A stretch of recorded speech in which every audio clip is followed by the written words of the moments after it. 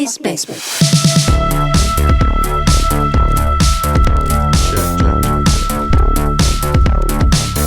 Bucky's Basement.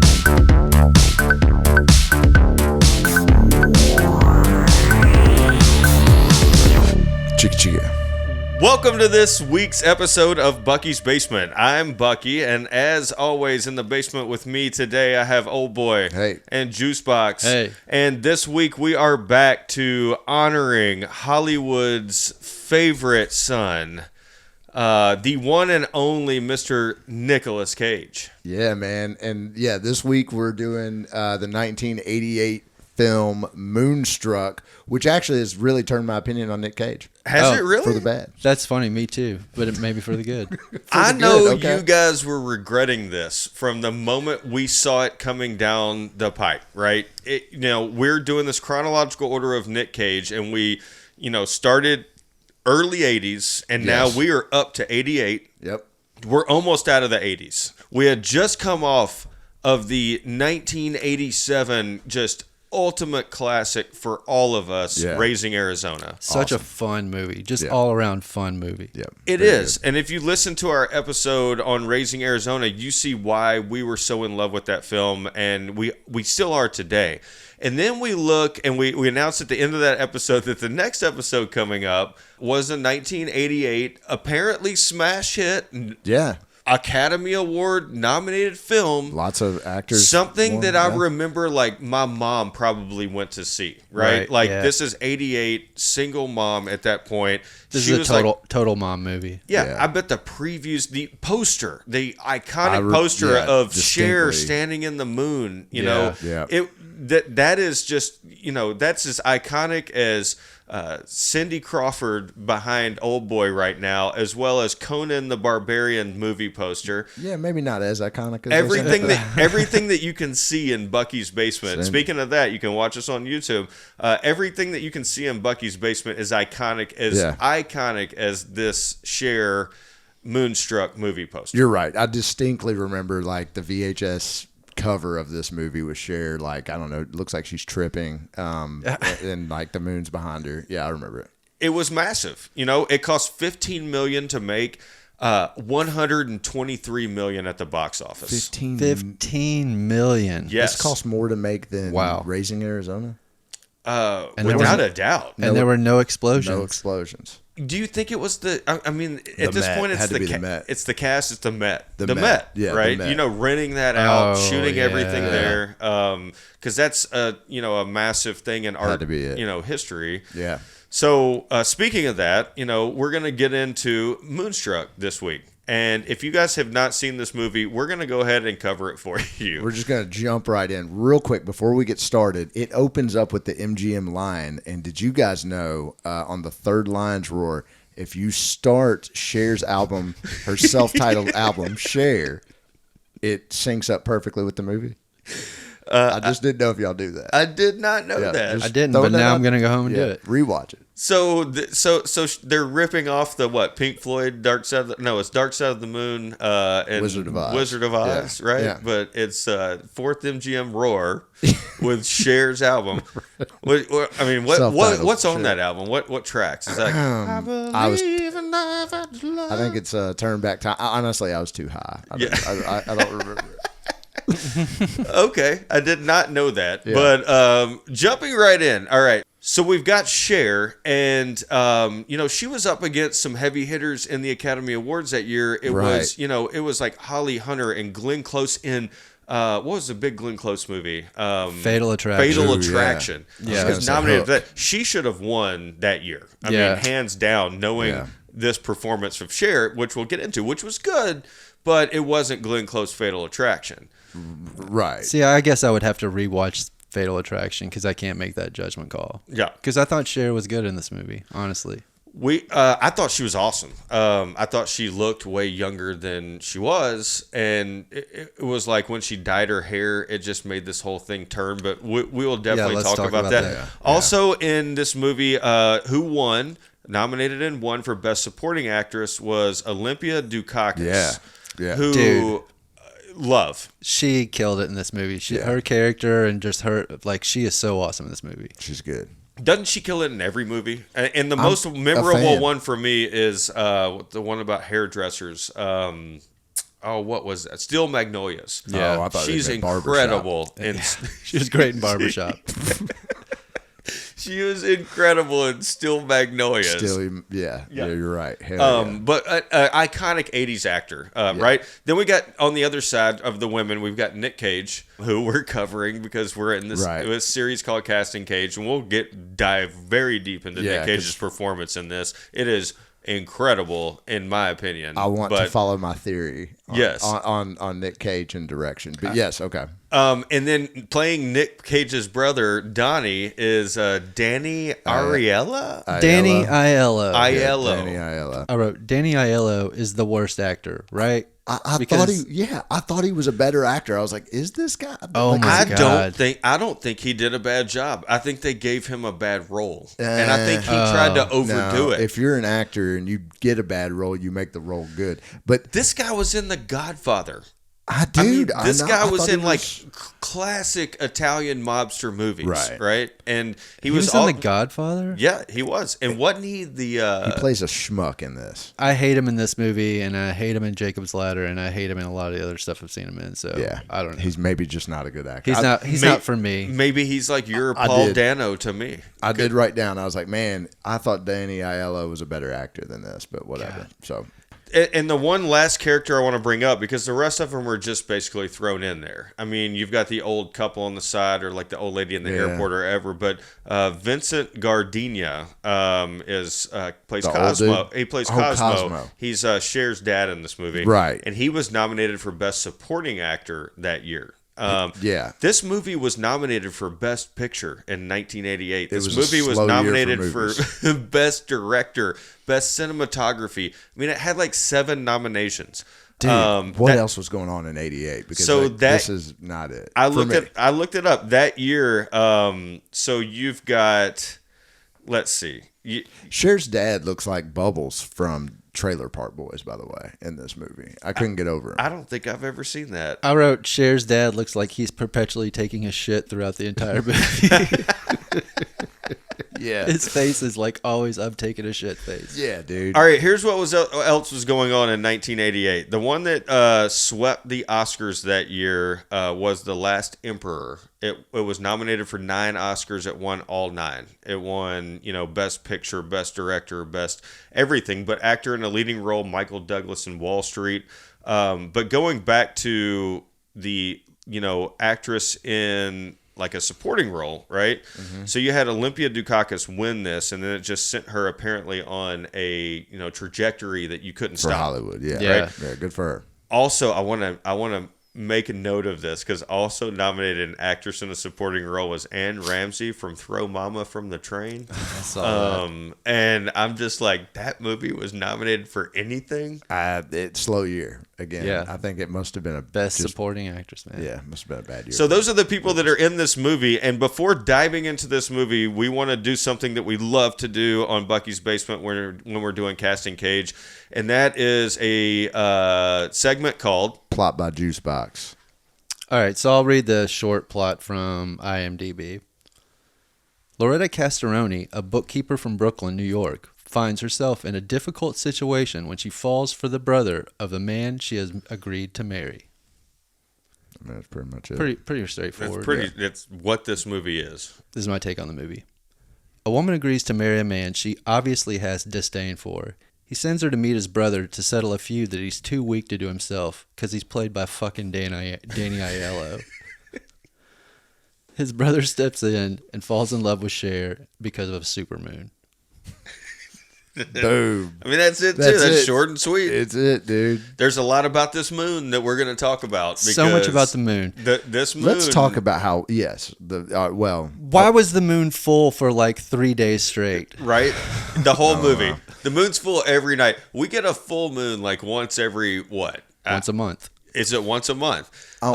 Yeah. They somehow got 3 of them in New York. And how do I know it was New York? Because they showed the Twin Towers like 37 times in this movie. Oh, yeah. And everybody had an over-the-top Brooklyn accent. That's right. That's true. Except Nic Cage. Oh, what kind of accent did Nic Cage have? Because I you know don't what? know, man. A poor one. I thought you told me in the beginning when you watched it. Old boy watched this movie 2 weeks ago. I just watched it last night, right? Yeah. And I thought you told me I can't wait for y'all to hear Nick Cage's Italian accent. And I remember watching last night, and I made a note, and I said, I'm pretty sure this is just Nick Cage. It's his take on an Italian accent. I But think. there was no accent. Yeah. It was just Nick Cage speaking like Nick Cage. It's got a little hint to it, but he's Italian, so I thought he would bring it. But it's sweetie, like Yeah. That's what he was coming in and out of it. That was the problem. that is it. These guys told me that actually Old Boy said to me initially, I bet Bucky's going to love this movie. Am I right? Because I think both of them didn't. No, I know you like bad movies. Am I right? Come Just on. fucking say yes or no. That's not fair. We'll wait. Okay. I will go ahead and admit that I loved the first 5 minutes of this movie. It hooked me. All right. I loved Cher's character immediately, like this snappy woman from Brooklyn who's she was like an assistant in a morgue, and She then does a couple of different things. She lives She's at like home with her parents. She's a taking widow. stuff We to find the out. bank. Yeah, She's working for the family. She's at the florist shop. She's baking bread. She's making shit happen in like this just great demeanor and accent, and like I'm attracted to that, right? Girls who can just make shit happen. Mm-hmm. Okay. And she's, and she lives with her parents. We found out she's widowed. We go through this. I loved her in the first 5 minutes of this movie. All right, cool. And then as Juicebox mentioned, she's engaged, or she becomes engaged to this weak Danny Aiello. Yeah, dude. Who is a schmuck. His name's Johnny. Dude, He's Johnny, Danny Aiello. He's Danny Aiello, and he is a schmuck. But it's classic. Sure. The brothers in this tale that we're about to tell, if you have not seen Moonstruck, or you want to remember it well, are Johnny and Donnie. Their parents were Ronnie. Ronnie. Ronnie and Johnny, parents were real creative. So that means he's Italian, and his name was Ronald. And Cher is Loretta.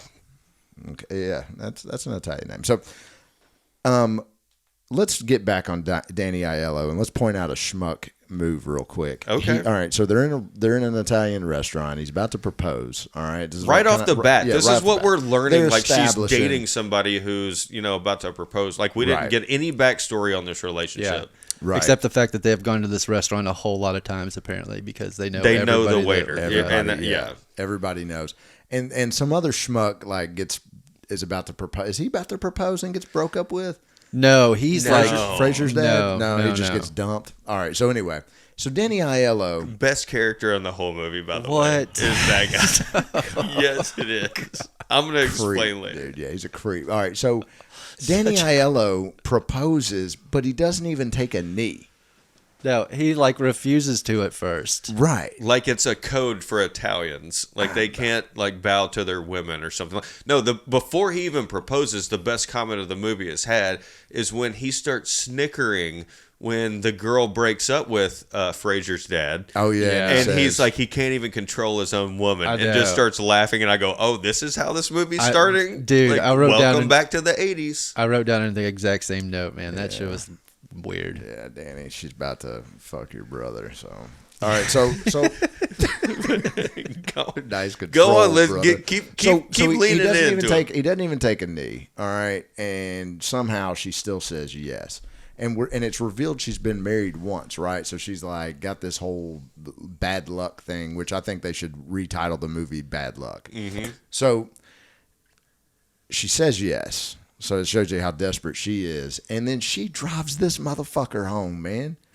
She's dating an infant. Yeah. Yeah, but she, again, goes back to this personality where she made him get on his knee, and she made him take a ring off his pinky because he didn't have one, and she made him do it in front of all these people. Charge. She is a fucking boss. And right off the bat, that's why I fell in love with Cher's character right then. Oscar nominated or Oscar winning, I don't know about that. But just because of how this movie progresses. All right. Yeah. So she drives him home, right? To the airport. To the airport because he has to go home because his mother's sick. Back to Italy. Okay, right. Okay. Just to remind us this is an Italian story. And then here's my favorite part of the movie. she's at the airport and there's this old lady talking about a curse. Love it. And she's going on about a curse and this Love and that. And the only thing I can think of every time I see that fucking moon is, man, is somebody going to turn into a werewolf?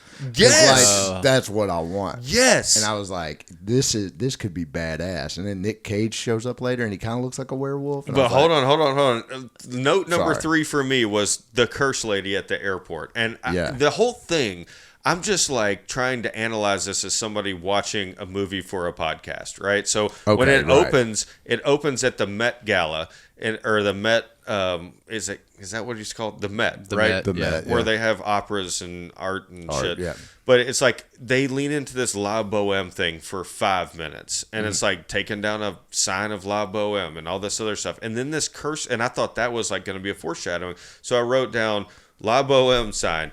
And then I said, remind myself, what is this? Google it. And I didn't. And so I still don't know what it is. All right. But the curse lady in the airport. How's it spelled? LA space BOEHMME, something like that. Okay. I'm not sure what it is.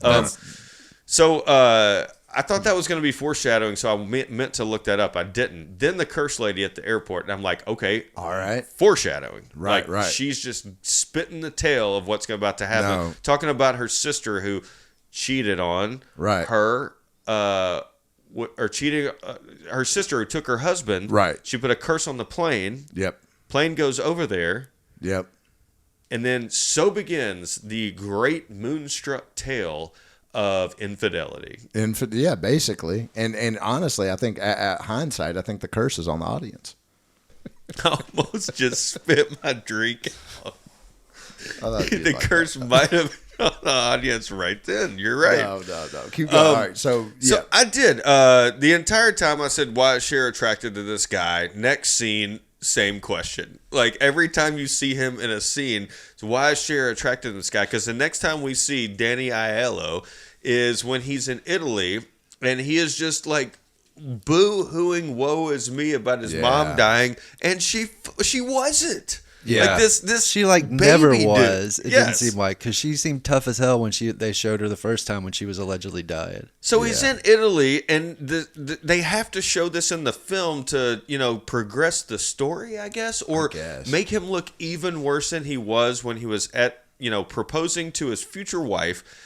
Now he's taking care of his ailing mother, who's not ailing, but he's sad about it, like, because he just doesn't understand. I don't get it. I don't, dude. Yeah, I mean, hate this guy. Yeah, Right. we don't. Nobody likes him, but does that make it okay? To I mean, everybody ends up happy, it seems like. Spoiler alert. Yeah. I mean, that is true. So we've got this going on, and the entire time, Johnny wants Ronnie to come to their wedding, which randomly they planned a month later after they got engaged. Yeah. I mean, it was like, Yeah, what was that whole thing? You moved that fast? Yeah, they were like. I mean, yeah, it I don't needs to think be- they had like big time weddings or something. It was probably just like some small family. Getting married in the living room? Yeah, exactly. Throwing a party in the backyard. But she said she wasn't going to do it at the courthouse this time. That's right, Ooh. because that'd be bad luck. I mean, Yep. there's a lot of bad luck talk. I think she's been through a lot. But so then we get to meet because Johnny is over in Italy. Cher's back home, just like literally gets engaged, puts her future fiance or fiance on a plane to go to Italy, and then all of a sudden she goes back to her parents' house, just engaged. Like, waking her parents up was a very comical part in the movie, was when she told both of her parents. Yeah. And they were like, again? Like, Yeah. I love her mom was like, do you love him? And she's like, not really. And she's like, good, then you'll stay faithful to him or something like that. Like she was just like, if you love him, it'll last. it'll fall apart. No, it's like, if you love him, you'll be too much. Because like, her relationship, right? She's Yeah. basically talking about her own relationship, because we learn her and her husband, Cher's dad, is like unfaithful. So it's like, if you really love the man, it'll break you. Dukakis dropping dimes. So Cher is now on the hunt for Johnny's brother, Ronnie. And she calls and he gets hung up on, so she decides to go see him. yeah. Dude, I wrote down 20 minutes into the movie, no Nic Cage. What the fuck's going on? 27 minutes into the movie, okay, not only has he showed up, but holy shit, this monologue, and he has a fake hand story. Dude. They hit you with so much just out of nowhere. Just 30 seconds in, you're like, what? What is going on with this character? Dude, all right. So I put that theory out in Raising Arizona that he always has to come with some shtick, Yeah. and I'm like, is the shtick the fucking fake hand? I 100% thought the exact same thing. I was like, this is his idea. Like, this was his thought from the get-go to have his character to have a fake hand. And I'm kind of thinking, like, a good chunk of that scene was ad-libbed by him. Like, that whole, like, him talking about his hand, how it got injured. Like, because the story is so flimsy and stupid. It's like, your hand got caught in the bread slicer because you were talking to your brother? Because you were distracted because your brother said something. And it's like, and then he blamed, he said his brother ruined his life because of it. If you guys are wondering what we're saying, we're actually going to bring it to you in real time because there is no way to understate this. Like the first time you see Nic Cage in this movie, I almost bet that there is no other movie that we review from now until the end of this series of Casting Cage that will start with Nic Cage like this. I mean, it is blown away. First of all, you're in the basement of a bakery. Let me set the tone here. You're in the basement of a bakery. Cher just shows up. She has to be escorted to the basement of this bakery, and you just got chiseled Nic Cage in like a wife beater, Just like down there. at Like the he's end of the feeding a camera. locomotive, but it's bread. But he's baking bread in a basement, It's a good right? It's so bizarre. Go ahead. So let's go ahead and bring you guys who are listening to us up to speed on this scene. Did you come from my brother Johnny? Yeah. Why? Well, You get that we're gonna accent, get too. married. Yeah, a little bit of it. You're gonna marry my brother Johnny. Yeah. Would you like to go someplace so we could talk? I have no life. Excuse me? Just immediately. I have no life. My brother Johnny took my life from me. I don't understand you.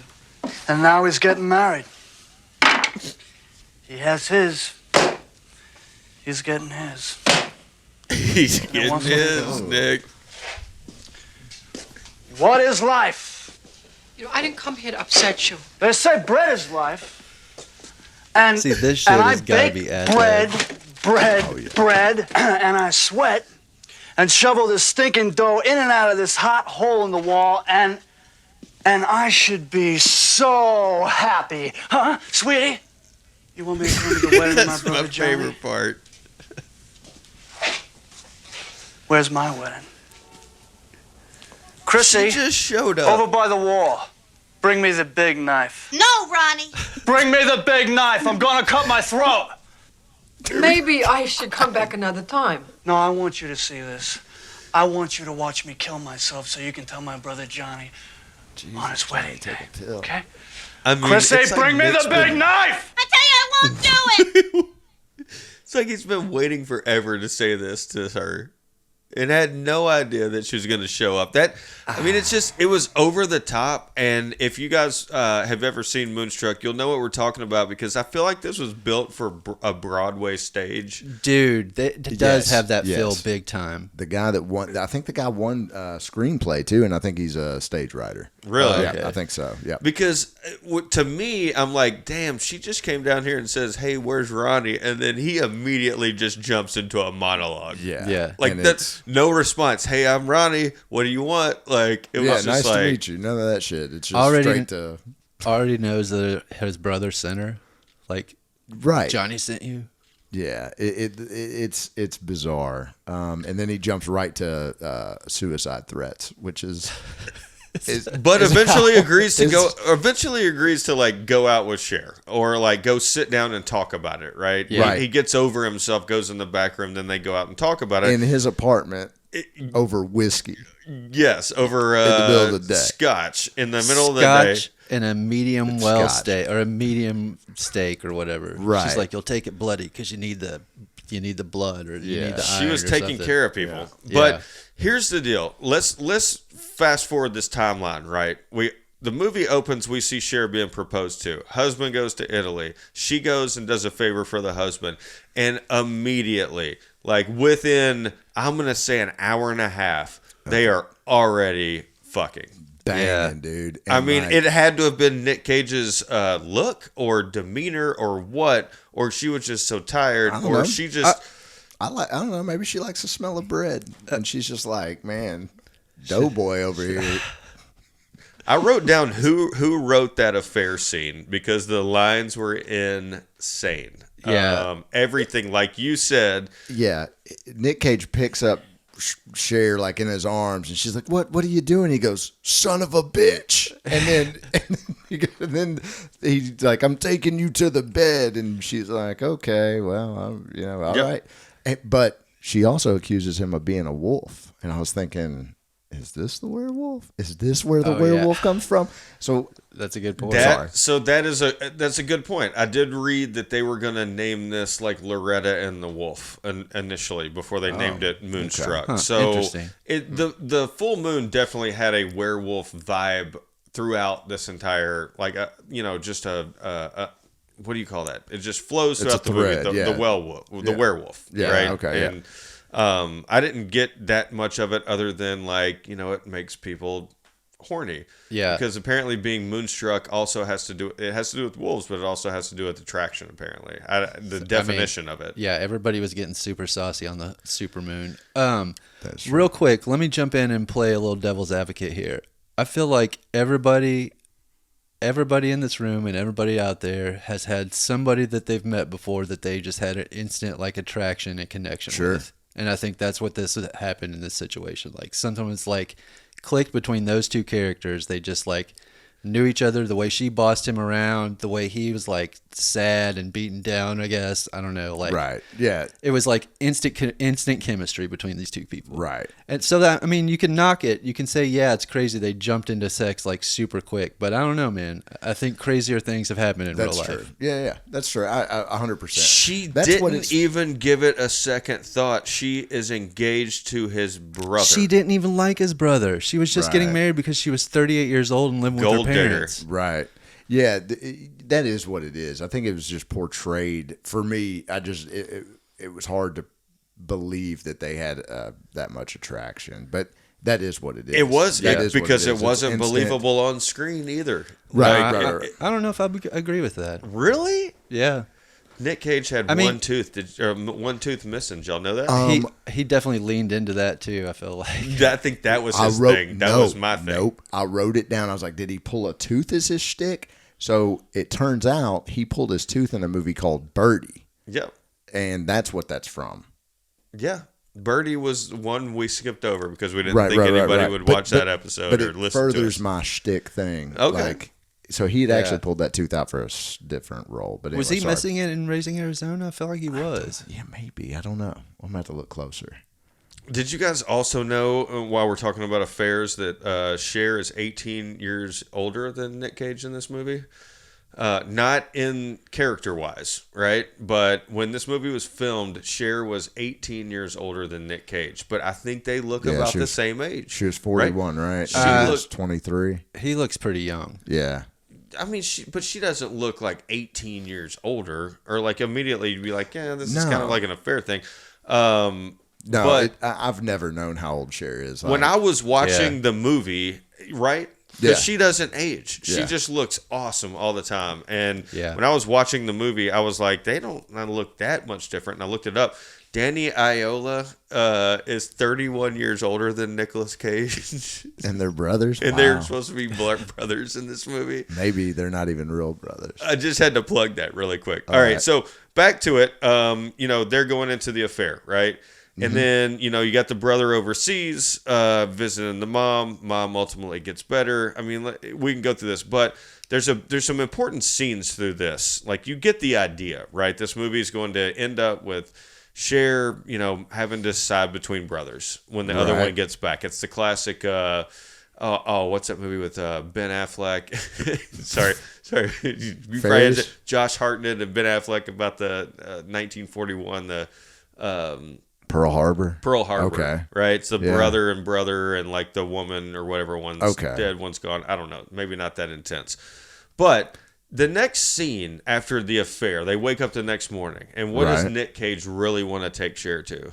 Back to the opera. bed.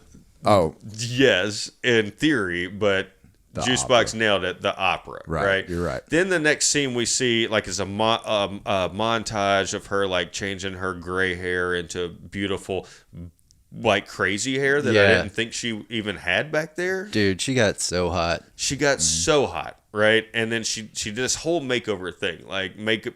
It's weird. yeah. She gets dolled up to go Gets out. dolled up, go to the to Met. the opera. All right, so the opera. So I want to ask you guys a question. How does a guy who is baking bread in a basement afford seats to the Met in a box to see La Boheme? Like how that the first thing I thought of is where's he getting his money from? He doesn't have a life. Nah. He doesn't have a life. That's He what I think so too. I think he You're doesn't have a talking about life. the He's Met. like the Like, person that saves up all his money. yeah, and he like runs that bakery. Like he's the owner of that bakery or whatever. Like Yeah. I didn't think he was the owner. I thought he was just like a bread maker No, it has downstairs. his name on the outside, their last name or whatever Yeah. their last name is. Ooh, I did not pick up on that. And like old boy said, like he doesn't do anything. He's a recluse. He has no life, according to him. So like he just sits on his money. Probably. But he tells her that his favorite thing to do is go to the opera. Like I just don't. I own a small business and I don't think I can afford the Met. I mean, I don't know how much the Met is. I'd never go to it because I'm not into that. I don't know, stuff, man. But I mean, you could probably go to. It's probably like going to T-Pack or something. Yeah, like, dude. There's probably you got There's PSLs. probably affordable- You could probably get PSLs. I bet. I don't know. I don't think that's that hard to believe. Yeah, Okay, that wasn't fair out- enough. Yeah, that wasn't out of the realm of possibilities for me. But can we talk about why they're at the Met? All right, so in the background of this movie, folks, everybody's messing around. Everybody's got some side action to some degree, except Danny Aiello, and Cher's dad is dating some grocery shop owner's wife. Oh, everybody's cheating. Everybody's running around, so they kind of have like a little run in, and I guess it's kind of like, maybe people are just like, oh yeah, man, what you caught me, it's the moon, so Affairs are okay. Whoops. Everything's off limits when we have a full moon. super moon. So Crazy, sorry, we have sorry, it 3 babe. days in a row, Yeah, it'll all be over in a couple of days. or at the end of this movie, like because all of a sudden, like cheating just like it was forgiven at Right. the end of this movie. Like everybody just man. got forgiven. That moon made me do it. Yeah. I like the dad is clearly just running around. His wife knows it. I mean, it's pretty. I mean, he's not hiding it very well. He pulls up in that Cadillac. It's like Tony Soprano. Like Tony Soprano. I was like, Yeah. is he about to get blown in this Cadillac? Yeah. Like straight up, I was like, this dude is gangster and he's a plumber? That's unbelievable. Yeah. He's a plumber. Just like Tony Soprano works in sanitation. That's true. Exactly.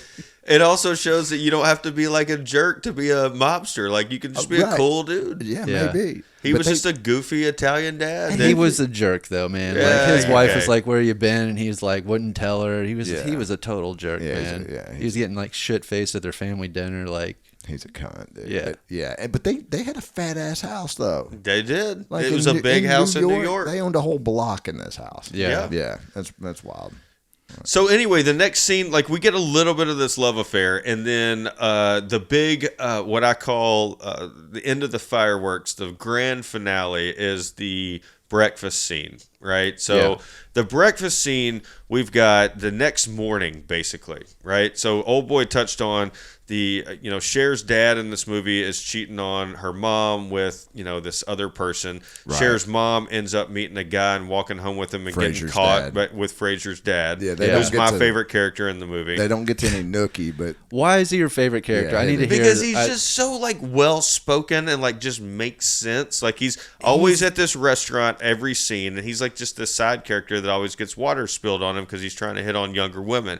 And then all of a sudden he realizes that he just needs women his own age when him and Olympia Dukakis, his character, just hit it off over dinner and walk home. But then they get caught by somebody else living in this massive flat that they own in New York. nah. He's not trying to hit on young women. He's preying on the girls that are in his class because he's a professor. Like he Yeah. is a total shitbag, man. Yeah, and he's Like, just trying to get laid. I mean, Yeah, he knows that's she's married. Aren't we all?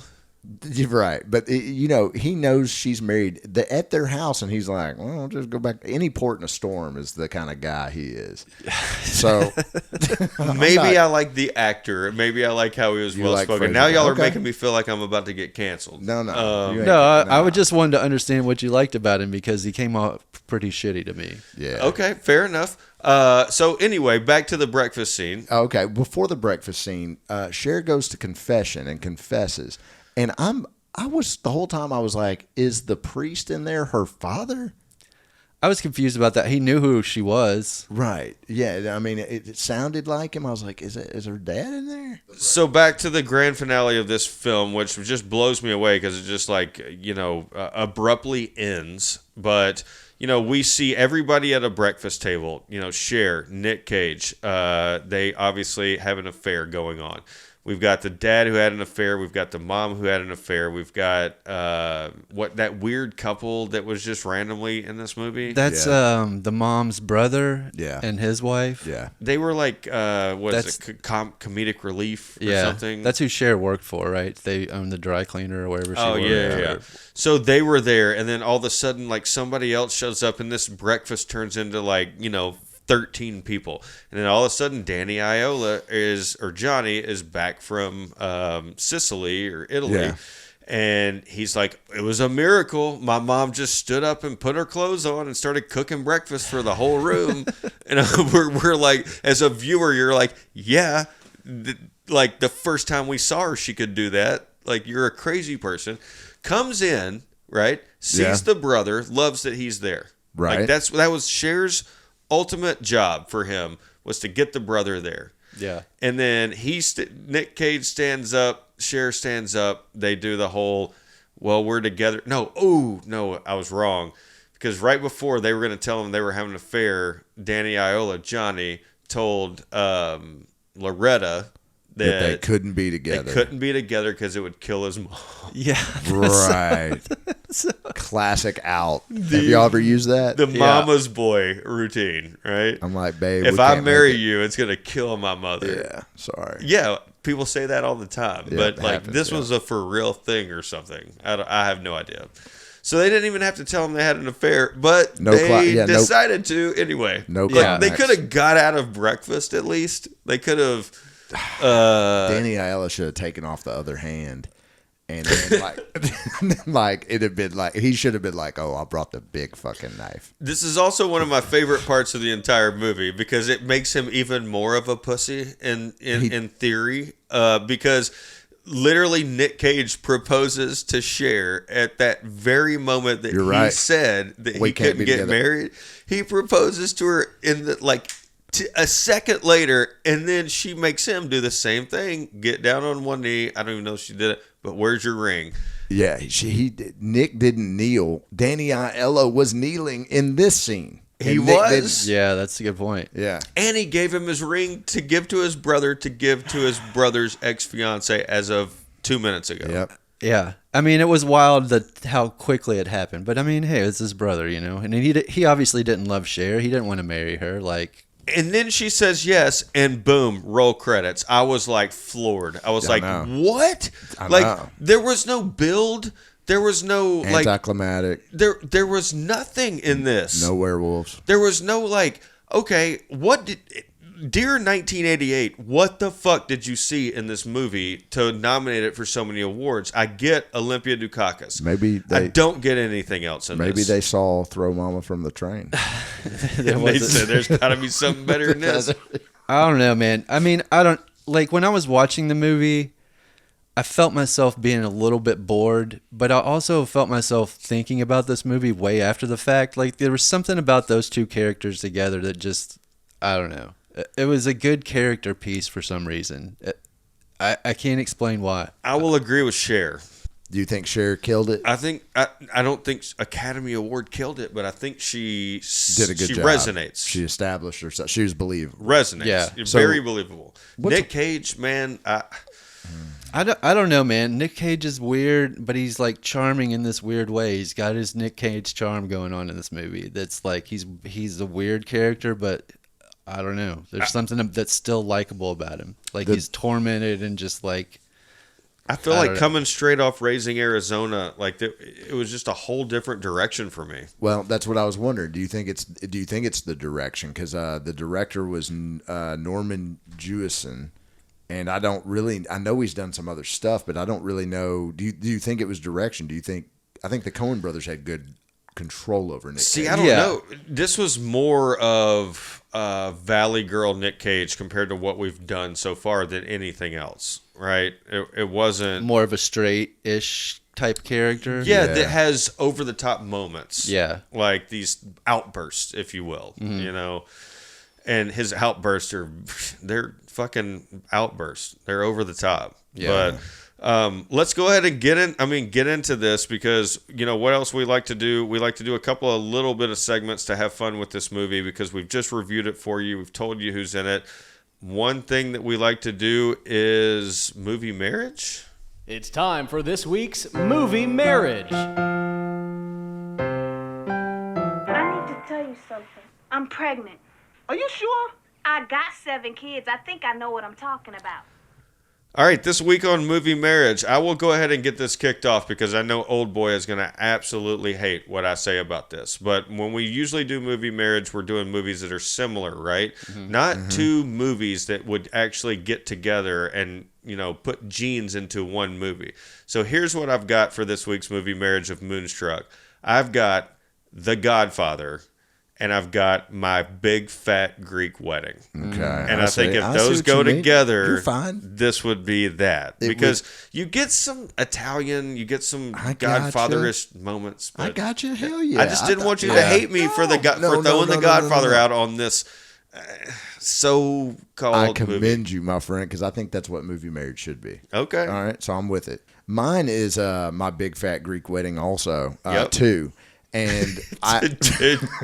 I think they're on like 4 now. I've never seen any of them. But because of the moon, Thriller. Ooh. Yeah. Okay. All right. So that's all I got. I got When Harry Met Sally and Natural Born Killers because it's got a little bit of a crazy love story going on. All right. I like that. Two crazy people getting together because Cher's a boss, but she's obviously got a screw too loose if she's all worried about being bad luck and Yeah. I don't know. Yeah, she is very bad luck. That is true. Ooh. Another- Are we going to do tagline? Yeah, another thing we like to do on Bucky's Basement is tagline. You guys have heard it out there before. Tagline is where you take the movie, and we're going to have Juicebox read you the tagline for the movie, but you have to do it in your best movie voice, and you have to say the movie before the title, before your tagline. Right. So, Juicebox, what is the tagline for Moonstruck? I just took a drink of whiskey, so I should be able to do this really well. Moonstruck. Life. Family. Love. What? That's it. That's it. That's it. Okay, Life, you could tell family, me, love. You could tell me that all day long, and there's no way that is what this movie is. I mean, family maybe, but I got life. 2. I got 2. All right. Do you want to go first? I'll go first. Moonstruck. Give me the big knife. Yeah. Yep. Because that's what you want to do, 'Cause or a that's what lot I of people wanted- do when they that's watch what I this wanted to movie. do. That's what I wanted to do. Go All right, I got one. Moonstruck. Supermoon is coming. Get ready for love. I mean, that's a good tagline. Yeah, I don't have That's a anything better good. tagline than the original. I don't have. It's a legit tagline. Any of these are better. I don't have anything better than that. I've got Moonstruck. Everybody's cheating. I wrote the exact same Did you, words right? down. I wrote the exact same thing down. Moonstruck, the cheating motel. I mean, Moonstruck. There should have been werewolves. yeah, that would have made it a little bit better. I kind of want to download like some editing software, like cut in like werewolf stuff. Oh my Like god! every time they show the moon and then she's calling him a wolf, and then bring the lady in with the curse and like just like make a super werewolf cut. you figure out the cuts and I'll help you put it together. All right, like we'll a do it. preview, like Yeah, a scary like- preview of Moonstruck. Yeah, you just yeah, got yeah. Nicolas Cage with his I'll Nicolas just Cage I'll face. just mash 2 movies together and just bring in make it a werewolf movie. Sorry. All right, so let's get on to our rating of Moonstruck so we can get out of here and get on to the very next Nick Cage movie because we have spent plenty of time dissecting this one. So who wants to get us started? I'll go first. Yeah. Yeah, he's awful damn good. I think I got the best one. I know you guys don't believe that, right? No. What? I don't know, man. This movie was good to me, and I Really? didn't love it at first, but like I said, I kept thinking about it like the next day, and I went back and watched some clips today, like of the monologue and some other shit. I'm like, this movie was fucking entertaining to me, man. I don't know why. Like it got me. It got it hit all the right spots for me. That's why why we're we doing do this. this That's why we're exercise. that's why we're doing this. It's So, yeah, beautiful because y'all usually hate everything that I like, and I don't know. I love that. All right. Yeah. Go for it. What do you got? All right, so for Moonstruck, for the hype behind it, the nominations, the poster, the everything that I saw, right? Cher's acting, everything else. Man, I want to hit that fuck button so bad. But It's a full moon. it is a full moon, so All right, I'm a little tired, I'm a little wired, and I think I deserve a little appreciation. maybe not you, Nick. Maybe you don't deserve that appreciation, but this wrong. movie does deserve a little bit of appreciation. Now, when I go back and watch movies like Wall Street or, the ones that we mentioned before that were nominated that year, Right. I just don't see it here. It was, again, I'll go back to there's not enough arc, there's not enough things happening. It just moves too fast for me. So I'm going to give it middle. I'm not going to give it my lowest rating because I freaking loved Cher and I freaking loved Olympia Dukakis. Like they were incredible, and I love just character acting. Yeah. All right. Cool. I'm gonna give it the fuck.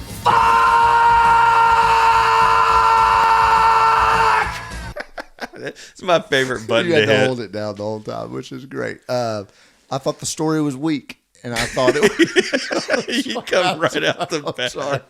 I'm sorry, and it was anticlimactic, and it was weird to me. It was weird that these old people, everybody's just running around on each other, and it's just weird to me. I don't know, man. But- I thought it was just like, okay. Have No. You got your own opinion. Yeah. So Have you seen My Big Fat Greek Wedding? no, Okay. one or two or three. So Any of them. But honestly, if we averaged it, it gets the middle of the road. So yeah, it's fair. Real quick, since we're at the end here, I want to give a quick shout out to Eon Sprott. He's the person that designed Nick Cage's fake hand for the movie. Oh, Saw him in the Okay. credits, so just wanted to give him a shout out. Fair enough. what's our next movie? All right, so we are going to stay in the year 1988, but I think you guys are really going to enjoy this because we have finally moved past the drama and we are back to what I can see as a cover poster for this movie, Vampire's Kiss. Okay. I can't Looks like wait, it's going to dude. be incredible. right. I know none of us have ever seen this, right? I've not seen Rotten Tomatoes is giving it 61%. So, and we can't always go by that because we don't necessarily like that all the time or agree with that. Just even looking at the still on the trailer on my phone right now. Oh, it's got that classic Nick Cage face, right? Yeah. The one that's on all the memes. Oh, this is going to be so much fun. All right, guys. Well, thank you so much for Awesome. tuning in to another episode of Bucky's Basement. We really enjoy casting Cage. We're going to open the cage and get out. I know y'all hate when I say that, but as always, go to Bucky's Basement. Go to any of our socials. I'm sure you can find it. Google at Bucky's Basement. Go to buckysbasement.com. We're on YouTube. We're on every one of your favorite podcast channels or streaming services or whatever. Tell your mama now. When the moon hits your eye like a big pizza pie, that's amore. When the world seems to shine like you've had too much wine, that's amore.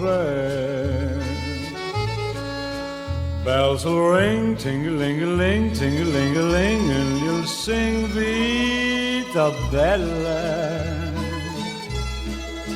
Hearts will play tippy-tippy-tay, tippy-tippy-tay, like a gay tarantella. When the stars make you drool, just like a pasta fazool.